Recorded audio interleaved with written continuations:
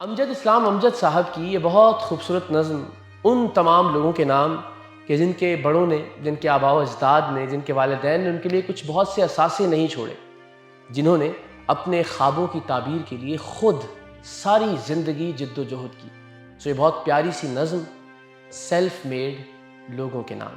روشنی مزاجوں کا کیا عجب مقدر ہے، زندگی کے رستے میں بچھنے والے کانٹوں کو راہ سے ہٹانے میں، ایک ایک تنکے سے آشیاں بنانے میں، خوشبوئیں پکڑنے میں، گلستاں سجانے میں عمر کاٹ دیتے ہیں اور اپنے حصے کے پھول بانٹ دیتے ہیں۔ کیسی کیسی خواہش کو قتل کرتے جاتے ہیں، درگزر کے گلشن میں ابر بن کے رہتے ہیں، صبر کے سمندر میں کشتیاں چلاتے ہیں۔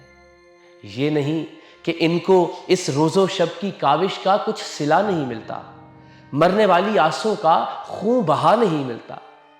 زندگی کے دامن میں جس قدر بھی خوشیاں ہیں، سب ہی ہاتھ آتی ہیں، سب ہی مل بھی جاتی ہیں، وقت پر نہیں آتی، وقت پر نہیں ملتی۔ یعنی ان کو محنت کا اجر مل تو جاتا ہے، لیکن اس طرح جیسے قرض کی رقم کوئی قسط ہو جائے، اصل جو عبارت ہے پس نوشت ہو جائے۔